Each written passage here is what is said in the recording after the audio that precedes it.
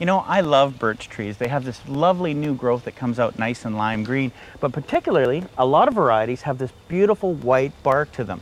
But there is a problem with birch trees, that there's a pest that can get them, and it's called the birch boar. So we came to Glendale Gardens and Woodlands, and I'm here with Sandra. Hi, how you doing? Great, how are you? Good. Good. Now we've got a bit of a sick one behind us. Yeah. Can you tell us sort of what this boar is all about and how we can deal with it?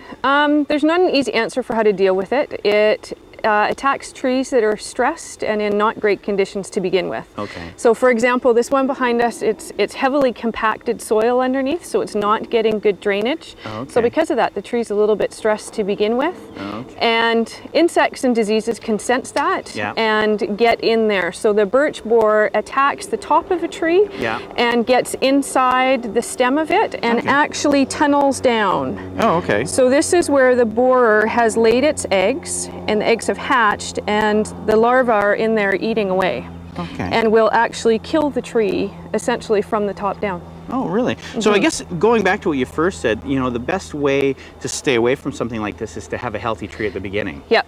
Yeah, that's the biggest thing. To grow plant material in the appropriate places, give them the best water, nutrient conditions, keep them healthy, and then they're more resistant to pest and disease problems. Okay. Now you mentioned this tree it's quite heavy soil and wet. Now birch trees are usually pretty good for that.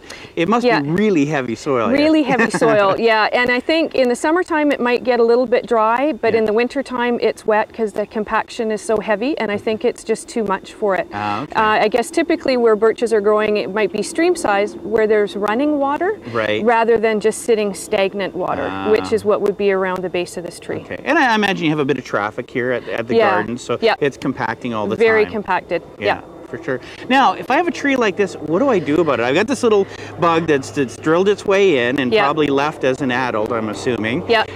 What do I do with this tree? Not a great answer to it. What people are starting to do is they'll actually top the tree. Okay. So for this one, for example, they might come down and chop it off just below where the wood is still alive. Oh, okay. But what happens when you do that is you take away the natural growth pattern of the tree. Right. And so it's not going to have a natural growth pattern after that. I personally would prefer to have a plant that's healthy and looks good rather than one that's unattractive and looks funny.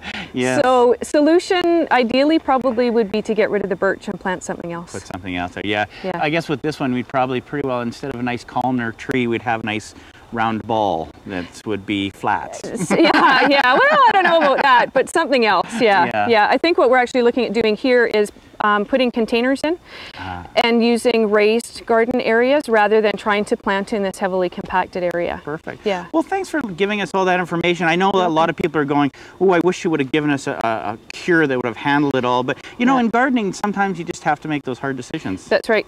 Yeah, there's no definite cures. Thanks, Sandra.